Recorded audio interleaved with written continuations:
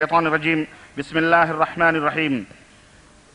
يا أيها الذين آمنوا اتقوا الله حق تقاته ولا تموتن إلا وأنتم مسلمون واعتصموا بحبل الله جميعا ولا تفرقوا. وقال تعالى في مقام آخر: إن الدين عند الله الإسلام. وقال تعالى: ومن يبتغ غير الإسلام دينا فلن يقبل منه وهو في الآخرة من الخاسرين. اللهم صل على محمد وعلى آل محمد كما صليت على إبراهيم وعلى آل إبراهيم إنك حميد مجيد. اللهم بارك على محمد وعلى آل محمد كما باركت على إبراهيم وعلى آل إبراهيم إنك حميد مجيد.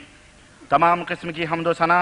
کبریائی اور بڑائی اس خالق ارض و سما کے لیے لائق و زیبا ہے جس نے ہمیں اور آپ کو پیدا فرمایا، اور بیش بہا درود و سلام اس ذات مبارکہ مطہرہ پر جن کا نام نامی اسم گرامی احمد مجتبی محمد مصطفیٰ صلی اللہ علیہ وسلم. حق ہے رسوا سر بازار میں کیسے دیکھوں، حق ہے رسوا سر بازار میں کیسے دیکھوں، مرد مومن بھی ہے بیمار میں کیسے دیکھوں. حق ہے رسوا سر بازار میں کیسے دیکھوں، مرد مومن بھی ہے بیمار میں کیسے دیکھوں. اور میں موحد ہوں میرے پاس ہے توحید الہ، میں موحد ہوں میرے پاس ہے توحید الہ. گرم ہے شرک کا بازار میں کیسے دیکھوں، گرم ہے شرک کا بازار میں کیسے دیکھوں. اور محفل کفر میں ایمان ہے رسوا رسوا، محفل کفر میں ایمان ہے رسوا رسوا. اہل ایمان ہے سردار میں کیسے دیکھوں، اہل ایمان ہے سردار میں کیسے دیکھوں. برادران اسلام، معزز دوستوں، بزرگوں اور بھائیوں، اور قابل احترام اسلامی ماں اور بہنوں، اور اسٹیج پر بیٹھے ہوئے معزز علماء اکرام، امیر مرکزی جمعیت اہل حدیث ہند، صوبائی جمعیت اہل حدیث ہند کے امیر، اور نظماء حضرات، عمرہ حضرات، علماء اکرام، طلباء اعظام، سامعین و سامعات. اس سے پہلے کہ میں اپنے موضوع کی وضاحت کروں، میں اس 2 روزہ کانفرنس جو صوبائی جمعیت اہل حدیث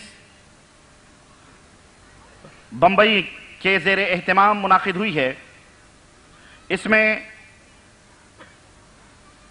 میں جمعیت کے کارکنان اور امیر محترم خصوصاً فضیلت الشیخ عبدالسلام مدنی حفظہ اللہ اور دیگر اخوان اور احباب نے جو مجلس برپا کی ہے، اور آپ حضرات سامعین سامعات کا میں تہ دل سے بہت ممنون مشکور ہوں جنہوں نے مجھ بے علم کم عمل کو یہ موقع دیا کہ میں آپ کے سامنے کچھ گفتگو کر سکوں. آج بتاریخ 25 محرم الحرام 1424 ہجری مطابق 29 مارچ سن 2003 عیسوی کے اس عظیم الشان کانفرنس میں جس موضوع پر اس بندے ناچیز کو خطاب کرنے کا حکم ملا ہے، وہ موضوع ہے اسلام دین رحمت ہے. موضوع طویل ہے اور وقت نہایت ہی قلیل ہے. مجھے پونے گھنٹے کا وقت دیا گیا ہے، اور نظم و ضبط کی وجہ سے اور کچھ وجوہات کی بنا پر میں تفصیلوں میں نہ جاتے ہوئے، تفصیلات میں نہ جاتے ہوئے،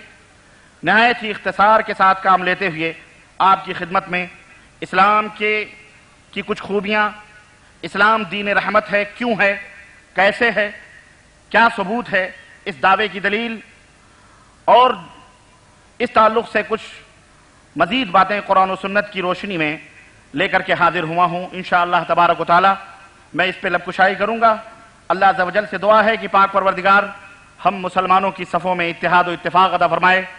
اور رب ذوالجلال اسلام کی اس عظیم نعمت کو مضبوطی کے ساتھ پکڑنے اور اس کے مطابق، اس کی تعلیمات کے مطابق عمل کرنے کی توفیق عطا فرمائے. اور پاک پروردگار امت مسلمہ کی دنیا کے کسی بھی گوشے میں جہاں وہ رہ رہی ہے اس کی حفاظت فرمائے، اور ہماری بہو بیٹیوں کی عزت و آبرو کی حفاظت فرمائے. آمین یا رب العالمین. دوستو، آج کے اس دور میں، آج کے اس سچویشن میں اس موضوع کے اوپر خطاب کرنا یا اس موضوع کی اہمیت کو اجاگر کرنا، میں نہیں سمجھتا ہوں کہ اس کی خصوصیات کو بیان کرنا کوئی ضروری ہے، لیکن میں یہ مناسب سمجھوں گا کہ یہ موضوع اس وقت کا نہایت ہی حساس موضوع ہے، دنیا کے سامنے رکھنے کا نہایت ہی ضروری موضوع ہے، جسے صوبائی جمعیت اہل حدیث نے منتخب کیا ہے۔ قابل مبارکباد ہیں وہ علماء کرام جنہوں نے اس موضوع کو منتخب کیا ہے۔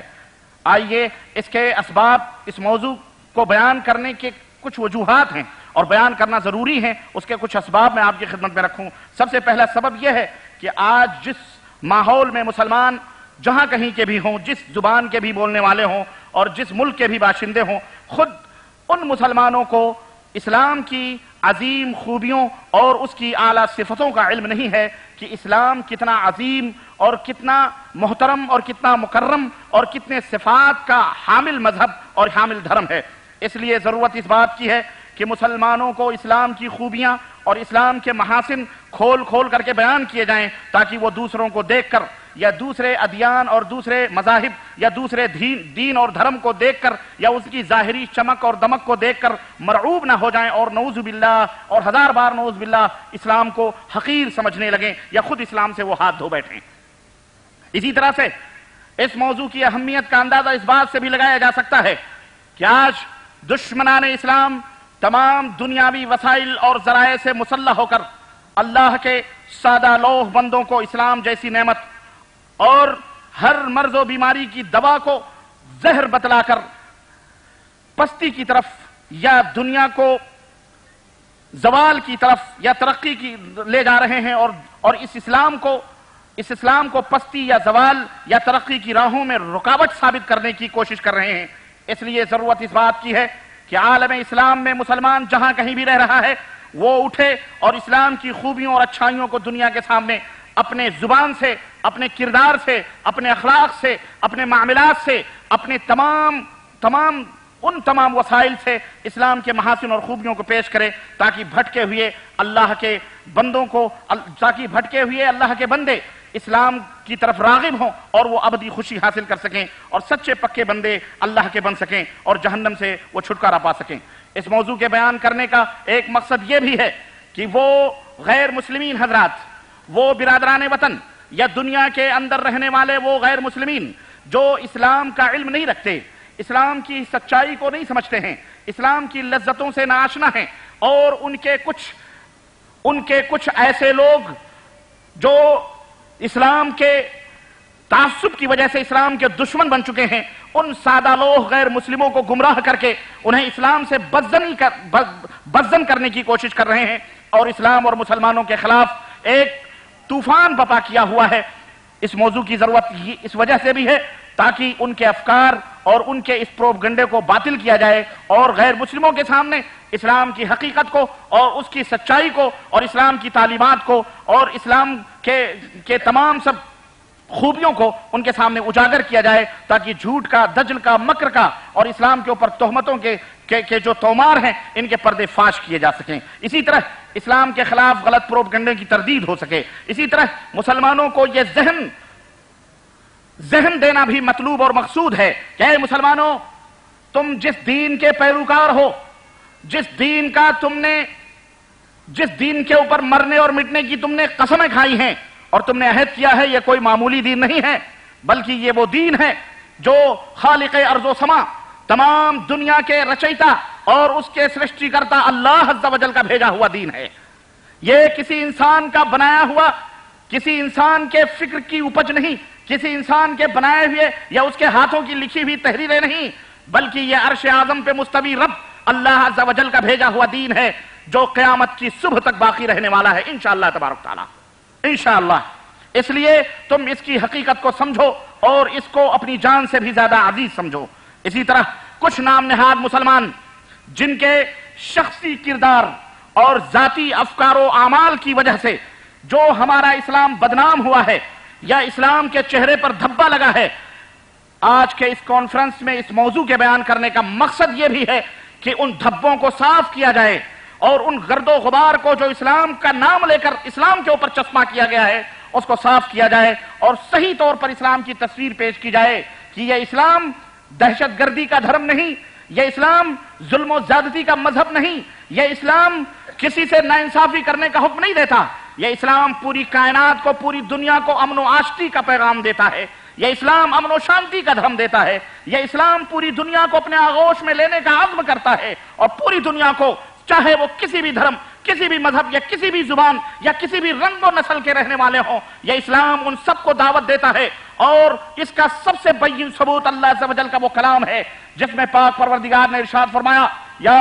ایھا الناس اعبدوا ربکم الذی خلقکم والذین من قبلکم لعلکم تتقون۔ اے سنسار کے باسیوں، اے دنیا کے اندر رہنے والے لوگوں، کان کھول کر کے سن لو، اپنے اس معبود کی، اپنے اس رب کی، اپنے اس پالنہار کی، اپنے اس اللہ کی، اپنے اس مالک کی عبادت کرو جس نے تم کو پیدا کیا ہے، جس نے تمہاری سرشٹی کی ہے، جو ساری کائنات کا داتا ہے، ساری کائنات کا مالک ہے۔ تم کو بھی اسی نے پیدا کیا، تمہارے باپ داداؤں کو بھی اسی نے پیدا کیا تاکہ تم پرہیزگار بن سکو۔ الذی جعل لکم الارض فراشا والسماء بناء۔ وہ رب کون ہے؟ وہ مالک کون ہے؟ وہ داتا کون ہے؟ وہ سنسار کا رچیتا کون ہے جس نے تمہارے لیے زمین کا یہ ملائم فرش بچھایا ہے؟ جو نیلگوں آسمان کی چھتیں تمہارے اوپر بنانے والا ہے وہ تمہارا رب ہے۔ اس کی وَأَنزَلَ مِنَ السَّمَاءِ مَاءً فَأَخْرَجَ بِهِ